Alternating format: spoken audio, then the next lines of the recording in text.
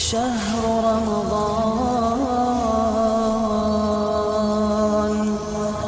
رمضان الذي أنزل فيه القرآن هدى للناس وبينات من الهدى والفرقان. بسم اللہ الرحمن الرحیم. اللہم فقہنا فی الدین، اللہم فقہنا فی الدین، ربی زدنا علما وعملا متقبلا، آمین یا رب العالمین. جیسا کہ ہم سب جانتے ہیں کہ ہم پر ایک ایسا موسم بہار آنے والا ہے جس کی رحمتیں، برکتیں، فضیلتیں جو اللہ تعالیٰ اس مہینے میں ہم پر نازل کرنے والے ہیں. ایسا مہینہ جس کو پانے کے بعد ہم جنت میں جانے کا ذریعہ حاصل کر سکتے ہیں. ایسا مہینہ جس سے ہم اللہ کی رضا کو حاصل کر سکتے ہیں. ایسا مہینہ جس میں ہم اپنی مغفرت کروا سکتے ہیں. تو اس مہینے کے آنے کا ہم استقبال بھی کرتے ہیں اور اس کی تیاری بھی کرتے ہیں. جیسا کہ نبی کریم صلی اللہ علیہ وسلم کا ایک معمول رہا ہے کہ نبی کریم صلی اللہ علیہ وسلم جب شعبان آتا تو رمضان کی تیاری شروع کر دیتے تھے. جیسا کہ ہمارے یہاں پر جب شعبان آتا ہے تو لوگ اپنے صوفے سیٹ چینج کرتے ہیں، کبھی اپنے فرنیچرز چینج کرتے ہیں، کبھی اپنے قالین چینج کرتے ہیں. اس طریقے سے کام انسان کرتے رہتے ہیں. لیکن اللہ کے نبی کریم صلی اللہ علیہ وسلم پورے صحابہ اکرام کو خطبات دیا کرتے تھے. ان خطبات میں درس دیا کرتے تھے. یہ وہ لوگ تھے جن کے بارے میں ہمیں کوئی گمان یا پھر کوئی شک نہیں ہے کہ وہ متقی اور پرہیزگار لوگ تھے. وہ ایسے لوگ تھے جن کے بارے میں نبی اللہ تعالیٰ نے خود فرمایا کہ وہ اللہ تعالیٰ سے راضی اور اللہ تعالیٰ ان سے راضی ہے. یہ وہ لوگ تھے جن کو اللہ تعالیٰ نے جنت الفردوس کی جنت کی خوشخبری دی. تو یہ ایسے لوگوں کے سامنے نبی کریم صلی اللہ علیہ وسلم جب رمضان آتا تو آپ صلی اللہ علیہ وسلم ان کو خطبات دیا کرتے اور لوگوں سے کہا کرتے تھے کہ تم رمضان کے لیے اپنے آپ کو تیار کرو.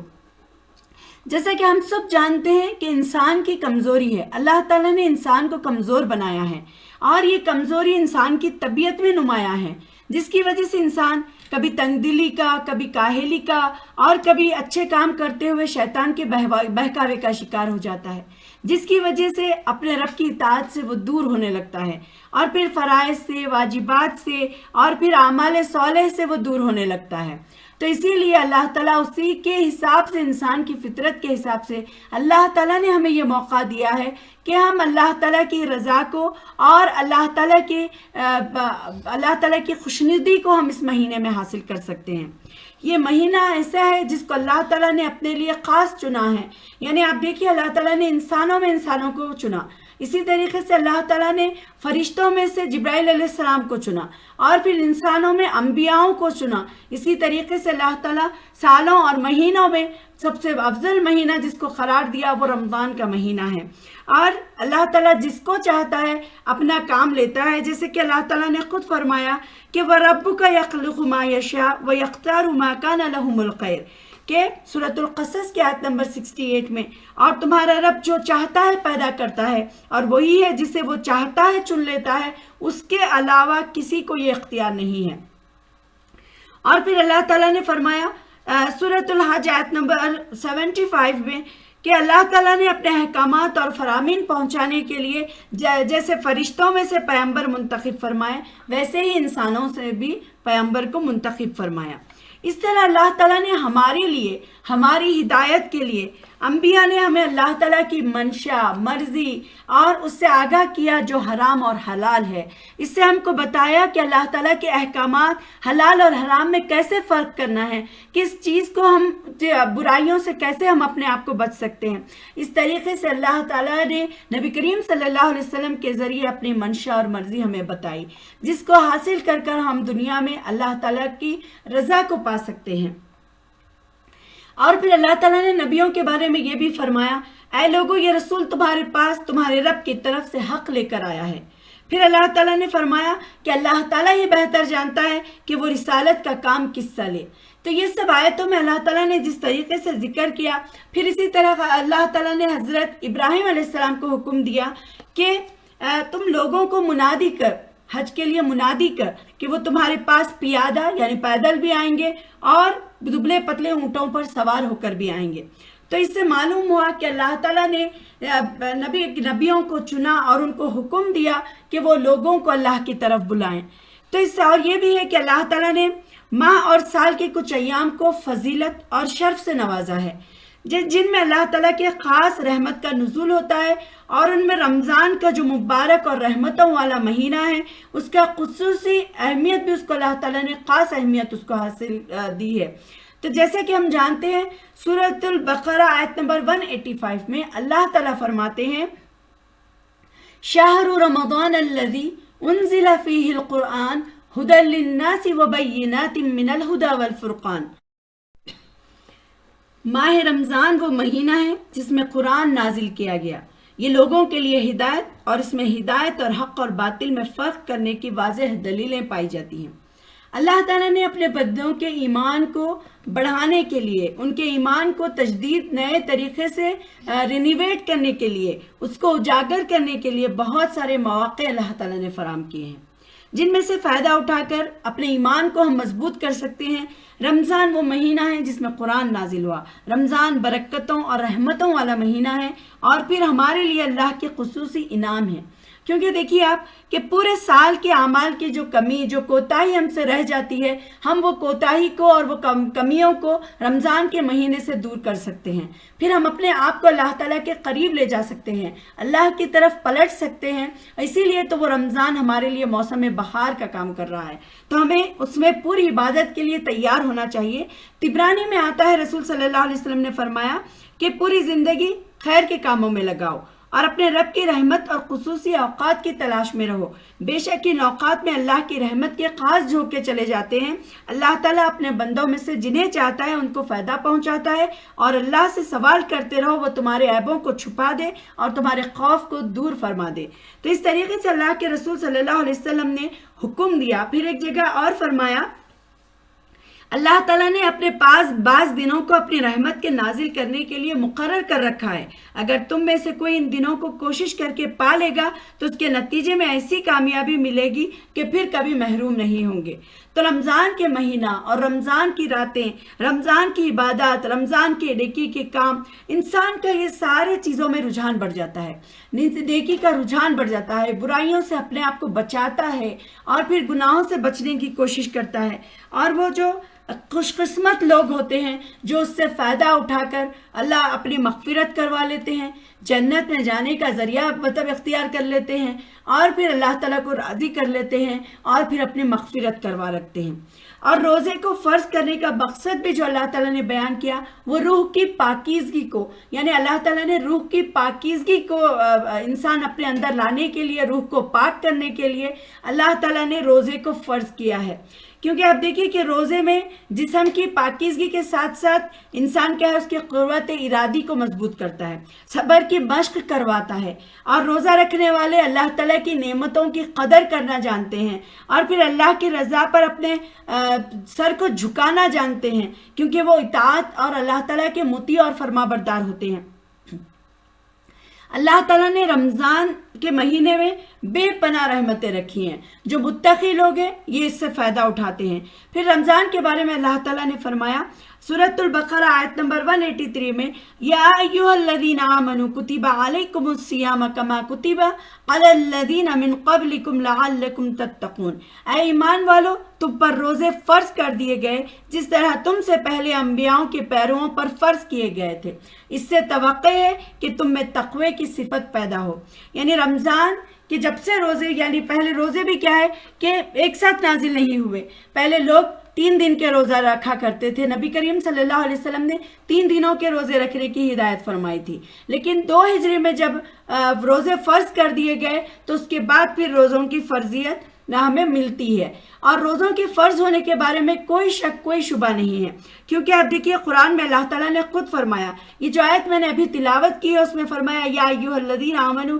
کتب علیکم الصیام، کتبہ کا جو لفظ یہاں پر آیا ہے یہ فرضیت کے لیے آتا ہے، تو یہاں پر پتہ چلا کہ رمضان کے روزے فرض ہیں، اور پھر احادیث میں ہمیں روزے فرض ہونے کا ذکر ملتا ہے، اسی کے ساتھ ساتھ اجماع امت بھی، اس میں مطلب کوئی اختلاف نہیں ہے کہ روزے فرض نہیں ہیں، تو معلوم ہوا کہ رمضان کے روزے فرض ہیں۔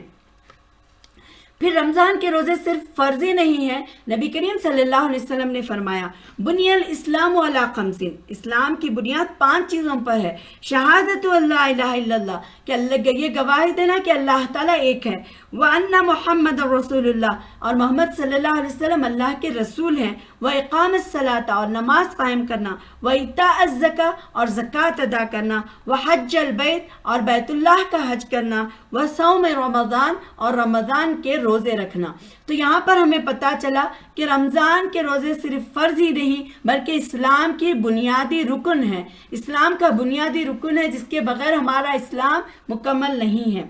اور اس کے بعد یہ ہے کہ اسلام کے اکثر احکام کی طرح روزے کی فرضیت بھی کیا ہے، بتدریج آئی ہے، جیسا کہ میں نے آپ سے ذکر کیا۔ اور پھر اللہ تعالیٰ نے روزے کا جو مقصد فرمایا ہے قرآن میں وہ یہ بھی ہے کہ وَلِتُكَبِّرُوا اللَّهَ عَلَىٰ مَا هَدَاكُمْ وَلَعَلَّكُمْ تَشْكُرُونَ، اور جس ہدایت سے اللہ نے تمہیں سرفراز فرمایا ہے اس پر اللہ کی کبریائی کا اظہار اور اعتراف کرو اور شکر گزار بنو۔ یعنی رمضان کے روزے صرف عبادت اور تقوی حاصل کرنے کے لیے نہیں بلکہ اللہ یہ بڑی نعمت کیا ہے ہمارے لیے، اللہ تعالیٰ کی طرف سے اس ہدایت پر اللہ کا شکر بھی ہمیں ادا کرنا ہے۔ رمضان نیکیوں کا موسم، جس کے بارے میں ہم آپ جانتے ہیں کہ ابی ہریرہ رضی اللہ تعالیٰ عنہ قال قال رسول اللہ صلی اللہ علیہ وسلم اذا دخل رمضان فتحت ابواب السماء وفي روایت فتحت ابواب الجنہ واغلقت الابواب جہنم وسلسلت الشیاطین وفي روایت فتحت ابواب الرحمہ، متفق علیہ۔ حضرت ابو ہریرہ رضی اللہ تعالیٰ عنہ سے روایت ہے کہ رسول صلی اللہ علیہ وسلم نے فرمایا جب رمضان آتا ہے تو آسمان کے دروازے کھول دیے جاتے ہیں۔ ایک دوسری روایت میں یہ الفاظ آئے ہیں کہ جنت کے دروازے کھول دیے جاتے ہیں اور جہنم کے دروازے بند کر دیے جاتے ہیں اور شیاطین باندھ دیے جاتے ہیں۔ پھر ایک اور روایت میں آیا ہے، یہ الفاظ آئے ہیں کہ رحمت کے دروازے کھول دیے جاتے ہیں۔ تو نبی کریم صلی اللہ علیہ وسلم کا یہ معمول تھا کہ رمضان کے آغاز میں لوگوں کو نصیحت کرتے تھے، اور یہ وہ مسلمان تھے جن کے بارے میں بہت ہم گمان نہیں کر سکتے کہ یہ کوئی گمراہ یا بھٹکے ہوئے لوگ تھے۔ یہ تو اللہ ان سے راضی تھے، ان کے باوجود بھی نبی کریم صلی اللہ علیہ وسلم انہیں فرماتے تھے کہ تم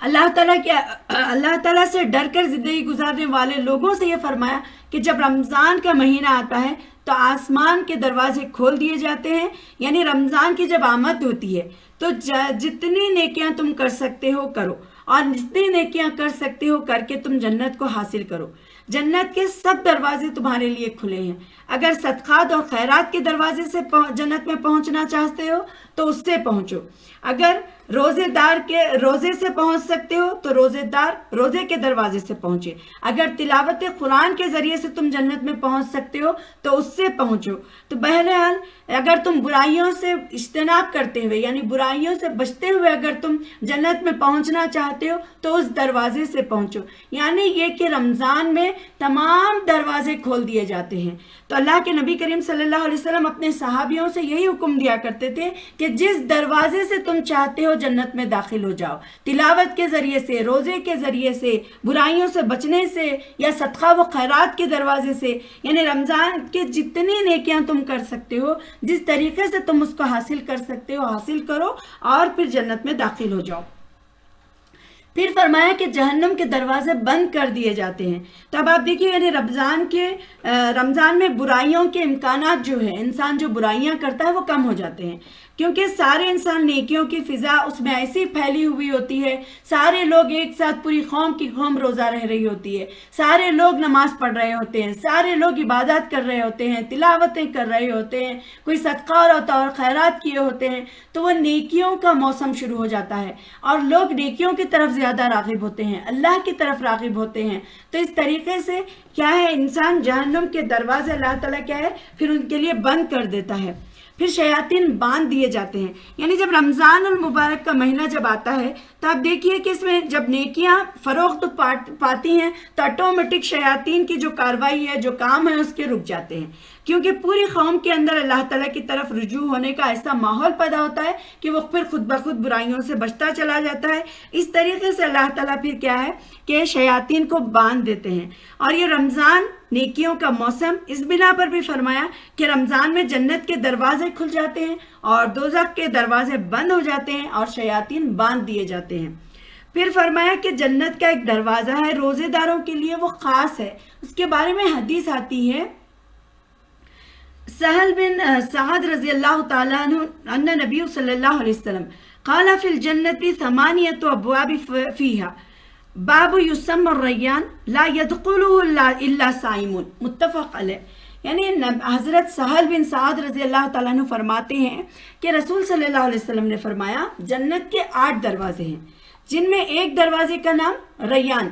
اس دروازے سے جنت میں صرف روزہ رکھنے والے ہی داخل ہوں گے۔ یعنی یہ جو دروازہ ہوگا یہ خالص روزے داروں کے لیے خاص ہوگا، کوئی دوسرے لوگ اس سے داخل نہیں ہوں گے، صرف روزے دار۔ تو ویسے تو سارے لوگ مسلمان روزہ رکھتے ہیں، لیکن جن لوگوں نے کثرت سے روزے رکھے ہوں گے، جنہوں نے روزے کا پورا حق ادا کیا ہوگا، اپنے آپ کو سارے برائیوں سے بچایا ہوگا، یہی بات یہاں پر پیش نظر رکھی ہے کہ روزہ رکھ کر اپنے اللہ کو راضی کرنے کی کوشش کی ہوگی، وہی روزے دار پھر کیا ہے جنت میں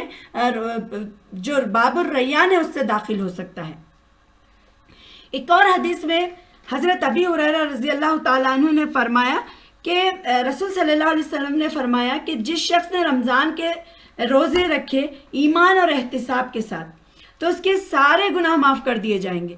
پھر جو اس سے پہلے سرزد ہوئے ہوں گے، اور جس شخص نے رمضان میں قیام کیا رات میں کھڑے ہو کر پورے ایمان کے ساتھ احتساب کے ساتھ تو اس کے سارے قصور معاف کر دیے جائیں گے جو اس نے کیے ہوں گے، اور جس شخص نے لیلۃ القدر میں قیام کیا ایمان کے ساتھ احتساب کے ساتھ تو سارے اس کے گناہ معاف کر دیے جائیں گے جو اس نے پہلے کیے ہوں گے۔ تو یہ حدیث متفق علیہ حدیث ہے۔ تو یہاں پر معلوم ہوا اصل احتساب کسے کہتے ہیں۔ دیکھیے احتساب کے معنی ہیں کہ آدمی اپنے تمام نیک اعمال پر صرف اللہ ہی کے لیے اجر کی امید رکھے اور اسی کی طرف اللہ کی رضا جوئی کرے اور اللہ تعالیٰ کی طرف وہ پلٹے۔ تو یہاں پر یہ معلوم ہوا کہ احتساب کے ساتھ یعنی پورے کانسنٹریٹ کے ساتھ پورے اس کے حقوق کو ادا کرتے ہوئے روزہ رکھا جائے۔ تو یہ جب ہم روزہ رکھیں گے اس طریقے سے، رات میں قیام کریں گے اللہ کی رضا کے لیے، اس میں ریاکاری نہ ہو، دکھاوا نہ ہو، لوگوں کی تعریفیں نہ ہوں، بلکہ یہاں پر اللہ کی رضا اور اللہ سے اجر کی امید کے ساتھ، تو اگر یہ کام کریں گے تو اللہ تعالیٰ وہ سارے گناہ کو معاف کر دیں گے جو ہم سے ہوئے، اور وہ سارے قصور کو معاف کر دیں گے جو ہم سے ہوئے تھے۔ اور پھر جو اللہ تعالیٰ پھر لیلۃ القدر میں اگر ہم اللہ تعالیٰ کی ایمان اور احتساب کے ساتھ عبادت کریں گے تو پھر اللہ تعالیٰ ہمارے گناہوں کو معاف بھی کر دیں گے۔ ایک اور حدیث میں آتا ہے، حضرت ابو ہریرہ رضی اللہ تعالیٰ عنہ سے روایت ہے یہ حدیث کہ رسول صلی اللہ علیہ وسلم نے فرمایا ابن آدم کا ہر عمل اس کے لیے کئی گنا بڑھایا جاتا ہے، یعنی جو کام انسان کرتا ہے اس کا ہر عمل اس کا اجر بڑھا دیا جاتا ہے، یہاں ایک نیکی 10 گنی تک اور 10 گنی سے 7 گنی تک